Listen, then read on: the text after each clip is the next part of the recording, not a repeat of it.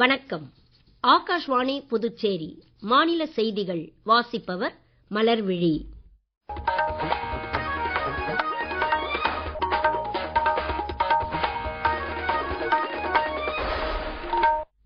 தலைப்புச் செய்திகள்.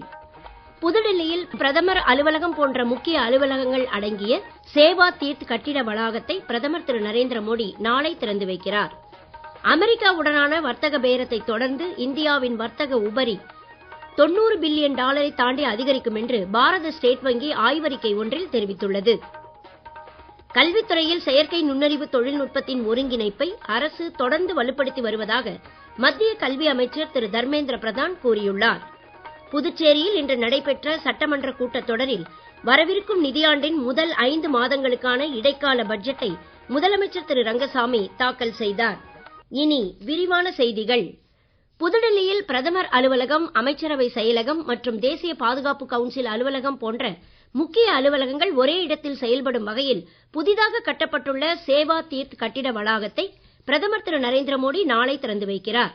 மத்திய நிதி, பாதுகாப்பு, கல்வி, சுகாதாரம் மற்றும் தகவல் ஒலிபரப்பு அமைச்சகங்களின் அலுவலகங்களை உள்ளடக்கிய கர்த்தவ்ய பவன் 1, கர்த்தவ்ய பவன் 2 ஆகிய 2 கட்டிடங்களையும் பிரதமர் திறந்து வைக்கிறார். மக்களின் தேவைகளுக்கு ஏற்ற, மக்களால் எளிதில் அணுகத்தக்க, திறம்பட்ட நவீன நிர்வாக வசதிகளை நாட்டிற்கு வழங்குவதில் பிரதமர் திரு நரேந்திர மோடிக்கு உள்ள உறுதிப்பாட்டின் பிரதிபலிப்பாக இப்புதிய கட்டிடங்கள் அமைந்துள்ளன. பொதுமக்கள் மற்றும் ஊழியர்களுக்கு தேவையான எல்லா வசதிகளும், பாதுகாப்பு, கண்காணிப்பு மற்றும் அவசரகால ஏற்பாடுகளும் இக்கட்டிடங்களில் முழு அளவில் இடம்பெற்றுள்ளன. வரவிருக்கும் நிதியாண்டிற்கான மத்திய பட்ஜெட்டினால் பொருளாதாரத்தில் மாற்றம் கொண்டு வருவதற்கான நாட்டின் முயற்சிகள் எப்படியெல்லாம் பயன்பெறும் என்பது குறித்து நிதியமைச்சர் திருமதி நிர்மலா சீதாராமன் நேற்று மக்களவையில் ஆற்றிய உரையில் விரிவான முறையில் விவரித்து இருப்பதாக பிரதமர் திரு நரேந்திர மோடி கூறியுள்ளார். மத்திய நிதி அமைச்சரின் லோக்சபா உரை குறித்த வீடியோ ஒன்றையும் சமூக ஊடகத்தில் பிரதமர் பகிர்ந்து கொண்டுள்ளார். வேகமான சீர்திருத்தம், சிறு குறு மற்றும் நடுத்தர தொழில் நிறுவனங்களுக்கு ஆதரவு, கல்வி, திறன் மேம்பாடு, நவீன உள்கட்டமைப்பு வசதிகள் உட்பட பல்வேறு அம்சங்களை நிதியமைச்சர் தமது உரையில் வலியுறுத்தி இருப்பதாக பிரதமர் மேலும் கூறியுள்ளார். மாநிலங்களவையில் மத்திய பட்ஜெட் மீதான விவாதங்கள் இன்று மீண்டும் தொடங்கி நடைபெற்றன. பிஜேபி உறுப்பினர் திரு மதன் ரத்தோர் விவாதங்களில் பங்கேற்று பேசுகையில், பிரதமர் திரு நரேந்திர மோடியின் ஆட்சியில் இந்தியா உலகின் 4வது மிகப்பெரிய பொருளாதாரமாக மேம்பட்டுள்ளதாகவும், நாட்டின் மொத்த ஏற்றுமதி முந்தைய ஆட்சியுடன் ஒப்பிடுகையில் 2 மடங்கு அதிகரித்திருப்பதாகவும் கூறினார். மொபைல் போன் உற்பத்தியில் உலகின் 2வது பெரிய நாடாக இந்தியா திகழ்வதாகவும், மொபைல் தொலைபேசிகளை ஏற்றுமதி செய்யும் நிலைக்கு இந்தியா உயர்ந்திருப்பதாகவும் அவர் தெரிவித்தார். நாட்டில் மின் இணைப்பு இல்லாத 18,000 கிராமங்களுக்கும் மின் இணைப்பு கிடைப்பதை பிரதமர் திரு நரேந்திர மோடி உறுதிப்படுத்தி இருப்பதாக அவர் மேலும் கூறினார். மற்றொரு பிஜேபி உறுப்பினர் திரு ஷம்பு பட்டேல் பட்ஜெட்டை வரவேற்று பேசுகையில், அனைத்து பிரிவு மக்களின் எதிர்பார்ப்புகளையும் நிறைவேற்றும் வகையில் பட்ஜெட் அமைந்திருப்பதாக பாராட்டினார். இந்தியாவிற்கும் அமெரிக்காவிற்கும் இடையிலான வர்த்தக பேரத்தை தொடர்ந்து அமெரிக்காவுடனான இந்தியாவின் வர்த்தக உபரி $90 பில்லியன் தாண்டி அதிகரிக்கும் என்று பாரத ஸ்டேட் வங்கி ஆய்வறிக்கை ஒன்றில் தெரிவித்துள்ளது. இது குறித்து ஒரு செய்தி தொகுப்பு. அமெரிக்காவுடனான வர்த்தக உபரி அதிகரிப்பதால் இந்தியாவின் அந்நிய செலாவணி கையிருப்பில் $3 பில்லியன் சேமிக்க இதனால் ஏதுவாகும் என்று பாரத ஸ்டேட் வங்கியின் ஆய்வறிக்கையில் தெரிவிக்கப்பட்டுள்ளது. $90 பில்லியன் வர்த்தக உபரி என்பது கடந்த ஆண்டின் உபரி அளவை விட சுமார் 45 பில்லியன் அதிகம் என்றும், இந்த உயர்வு நாட்டின் மொத்த உள்நாட்டு உற்பத்தியில் சுமார் 1.1% என்றும் SBI தலைமை பொருளாதார ஆலோசகர் டாக்டர் சௌமியா காந்தி கோஷ் தெரிவித்துள்ளார். ஐரோப்பிய ஒன்றியத்துடன் அண்மையில் எட்டப்பட்ட வரியில்லா வர்த்தக உடன்பாட்டினால் $260 மதிப்பிலான ஜவுளி சந்தையில் இறக்குமதி வரியின்றி பங்கேற்கும் வாய்ப்பு இந்தியாவிற்கு கிடைத்திருப்பதாக அறிக்கையில் மேலும் தெரிவிக்கப்பட்டுள்ளது. 2020ஆம் ஆண்டு தொழில் உறவுகள் சட்டத்தில் திருத்தம் கொண்டு வருவதற்கான மசோதா இன்று மக்களவையில் விவாதங்களுக்கு பின்னர் நிறைவேற்றப்பட்டது. 3 பழைய சட்டங்களுக்கு மாற்றாக நிறைவேற்றப்பட்ட புதிய தொழில் உறவுகள் சட்டத்தில் தவறான புரிதல்களை நீக்கி புதிய சட்டத்தின் அமலாக்கத்தில் எதிர்கால குழப்பங்களை தவிர்க்கும் வகையில் திருத்த மசோதா அமைந்திருப்பதாக மத்திய தொழிலாளர் துறை அமைச்சர் திரு மன்சுக் மாண்டவியா அவையில் கூறினார். திருத்த மசோதாவில் பெரிய சீர்திருத்தம் எதுவும் இல்லை என்று காங்கிரஸ் உறுப்பினர் திரு கொடிக்குன்னில் குரேஷ் விவாதங்களை தொடக்கி வைத்து பேசுகையில் கூறினார். இளைஞர்களிடையே வேலைவாய்ப்புமே அதிகரித்து வரும் நிலையில் வேலைவாய்ப்புகளை பாதுகாப்பதற்கான சட்ட விதிகளை பலவீனமாக்கும் வகையிலேயே செயல்படுவதாக அவர் குற்றம் சாட்டினார்.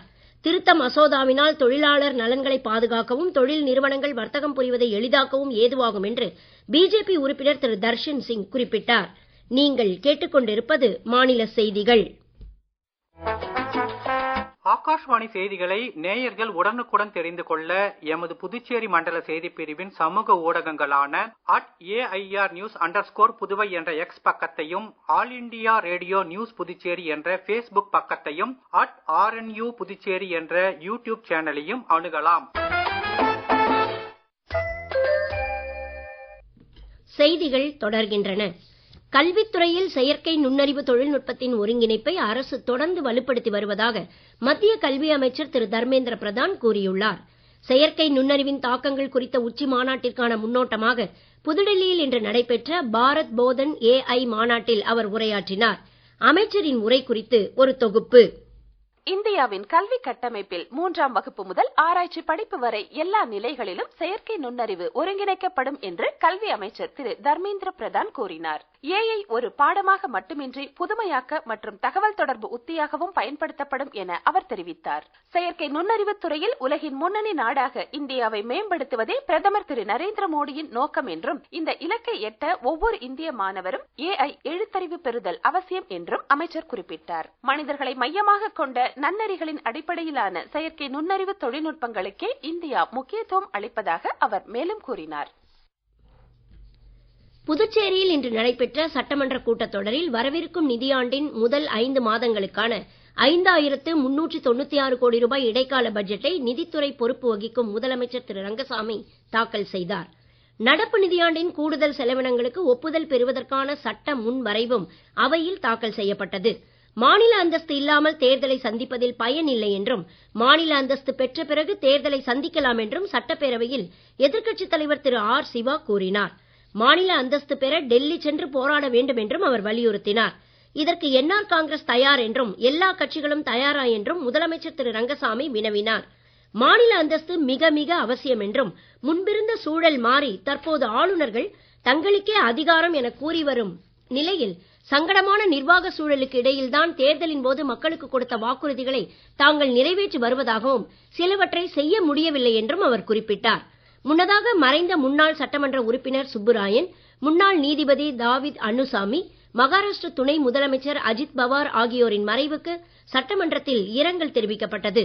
பத்மஸ்ரீ விருது அறிவிக்கப்பட்டுள்ள சிலம்ப கலைஞர் திரு பழனிவேலுவிற்கு அவையில் பாராட்டு தெரிவிக்கப்பட்டது.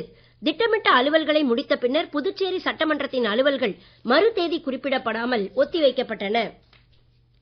புதுச்சேரி அரசின் வேளாண் துறையில் 2016ஆம் ஆண்டு முதல் பணிபுரிந்து வரும் 71 செயல் விளக்க உதவியாளர்களுக்கு முதலமைச்சர் திரு ரங்கசாமி இன்று பணி நிரந்தர ஆணைகளை வழங்கினார்.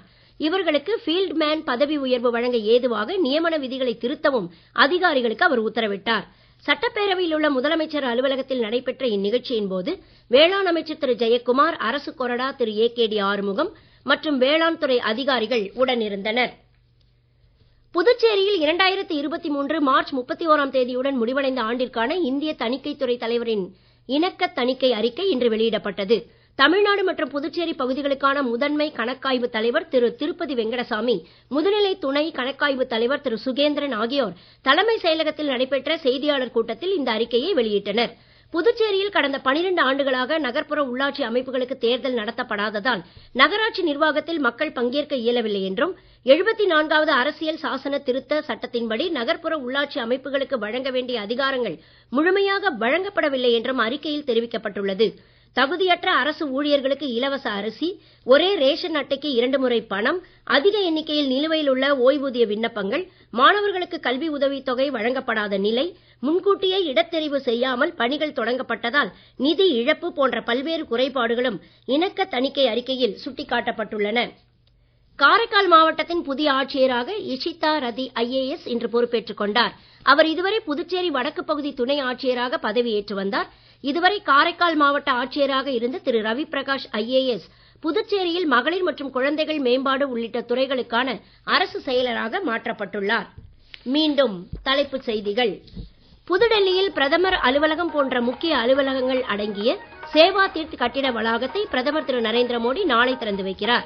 அமெரிக்காவுடனான வர்த்தக பேரத்தை தொடர்ந்து இந்தியாவின் வர்த்தக உபரி $90 பில்லியன் தாண்டி அதிகரிக்கும் என்று பாரத ஸ்டேட் வங்கி ஆய்வறிக்கை ஒன்றில் தெரிவித்துள்ளது. கல்வித்துறையில் செயற்கை நுண்ணறிவு தொழில்நுட்பத்தின் ஒருங்கிணைப்பை அரசு தொடர்ந்து வலுப்படுத்தி வருவதாக மத்திய கல்வி அமைச்சர் திரு தர்மேந்திர பிரதான் கூறியுள்ளார். புதுச்சேரியில் இன்று நடைபெற்ற சட்டமன்ற கூட்டத்தொடரில் வரவிருக்கும் நிதியாண்டின் முதல் 5 மாதங்களுக்கான இடைக்கால பட்ஜெட்டை முதலமைச்சர் திரு ரங்கசாமி தாக்கல் செய்தார். இத்துடன் இந்த செய்தி அறிக்கை நிறைவு பெறுகிறது. வணக்கம்.